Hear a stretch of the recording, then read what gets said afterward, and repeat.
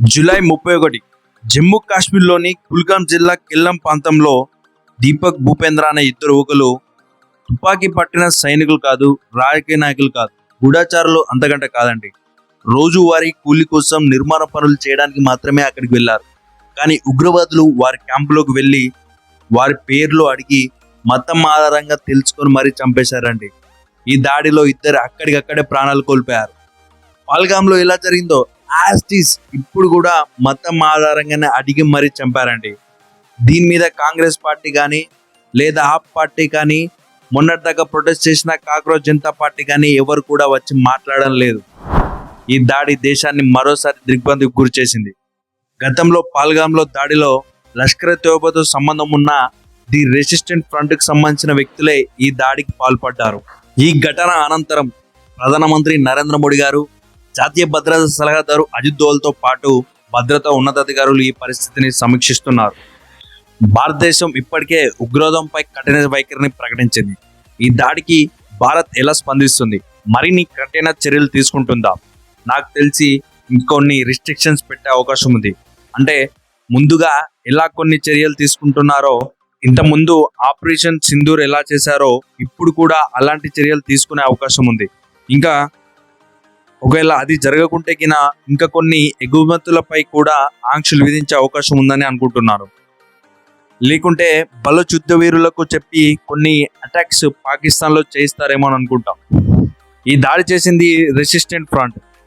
Last year కూడా వీళ్ళే దాడి చేశారండి.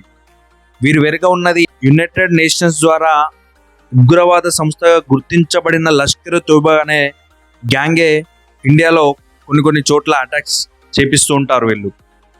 పిఎం మోడీ, అజిత్ దోవల్ గారు అత్యవసర సమావేశంలో పాల్గొన్నారు. ఇప్పటికే చాలాసార్లు ఇండియన్ ఆర్మీ భారత ప్రభుత్వం హెచ్చరించింది. మరొకసారి భారతదేశంపై ఉగ్రవాదులు దాడులు చేస్తే దానిని యాక్ట్ ఆఫ్ వార్ గా పరిగణిస్తామని డిఫెన్స్ మినిస్టర్ రాజ్నాథ్ సింగ్ పలుమార్లు హెచ్చరించారు. లేక ఇప్పటికే సిద్ధంగా ఉన్న సైనిక సదుపాయాలను ఉపయోగించి తదుపరి చర్యలు ఏమైనా తీసుకుంటారా? కుల్గాం దాడి తర్వాత ఇప్పుడు అందరి దృష్టి ఈ ప్రశ్నపైనే ఉంది. ఇప్పటికే అక్కడ యువకుల్లో అసంతృప్తి పెరుగుతుంది. పాకిస్తాన్ ప్రభుత్వం అక్కడ ప్రజలకు ఇచ్చే సబ్సిడీలను తగ్గించింది. అంటే వారికి ఉన్న రేషన్ కార్డ్స్, ఇతర ఫ్రీ బీ స్కీమ్స్ ని సరిగ్గా అందించడం లేదు. జీవన పరిస్థితులు కష్టతరంగా మారడంతో అక్కడి ఉద్రిక్త పరిస్థితులు నెలకొంటున్నాయి. ఆ నేపథ్యంలో భారతదేశం వైపు ఉన్న కాశ్మీర్ కూడా అస్థిరంగా మార్చాలనే ఉద్దేశంతో ఇలాంటి ఉగ్రవాద చర్యలు చేస్తున్నారు. జమ్మూ కాశ్మీర్కు స్టేట్హుడ్ ఇవ్వలేదు. అక్కడ పూర్తిగా కేంద్ర పాలనలోనే ఉంది.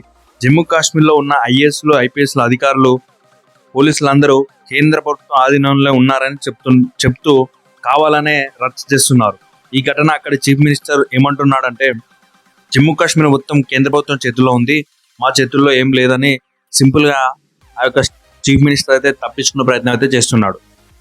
ఇతని బాధ ఏంటి అంటే మళ్ళీ స్టేట్హుడ్ కావాలి. నీటి ప్రొటెస్టులు జరుగుతున్న సమయంలో వేరే వాళ్ళు చేసుకుంటున్న ఉద్యమాల్లోకి వెళ్ళి నాకు స్టేట్హుడ్ కావాలని ప్లకార్డు పట్టుకుని నిరసన చేస్తున్నాడు ఈ పెద్ద మనిషి. అక్కడ ఉన్న ప్రజల్లో యువతలు చాలా మందికి పాక్ లేదా పియోకలు ఉన్న వారితో మంచి సంబంధాలు కూడా ఉన్నాయి. ఆ విషయం అందరికీ తెలుసు. అలాగే దేశంలో కూడా చాలా వరకు కనెక్షన్లు ఉన్నాయి. కానీ వాళ్ళందరినీ ట్రాక్ చేయడం అంత ఈజీ పని కాదు. అయితే ఈ దాడి తర్వాత భద్రతా సంస్థలు కుల్గాంతో పాటు పరిసర ప్రాంతాల్లో భారీ స్థాయిలో సెర్చ్ ఆపరేషన్లు నిర్వహిస్తున్నారండి. అయితే చాలా మందికి ఒక సందేహం వస్తుంది, కాశ్మీర్లో ఇలాంటి ఉగ్రవాద ఘటనలు మళ్ళీ ఎందుకు జరుగుతున్నాయి? దీనికి ప్రధాన కారణం కాశ్మీర్లో ఎప్పటికప్పుడు భయాందోళన క్రియేట్ చేయడం. ఇక్కడ పరిస్థితులను ప్రశాంతంగా మారితే ఆ ప్రాంతం అభివృద్ధి చెందుతుందని, స్థానిక యువతకు ఉద్యోగ అవకాశాలు వస్తాయని, పెట్టుబడులు వస్తాయని, అలాంటి పరిస్థితులు ఏర్పడకూడదనే ఉద్దేశంతో ఇలాంటి చర్యలు ఉగ్రవాదులు పాల్పడుతున్నారు. అంతేకాదు స్థానిక యువతలో కొంతమంది ఉద్యోగ పట్టించడం, సరిహద్దు దాటి చేయడం వల్ల భద్రతా సంస్థలకు వారిని వెంటనే గుర్తించడం కొన్నిసార్లు సవాల్గా మారుతుంది. అందుకే ప్రతి ఉగ్రవాద దాడి వెనుక భద్రతా బలగాలు కేవలం దాడి చేసిన వ్యక్తులు వారినే కాకుండా వారిని ప్రేరేపించిన వారు, వారికి సహకరించిన వ్యక్తులు ఎవరు, వారికి ఆయుధాలు ఇచ్చిన వారు ఎవరు,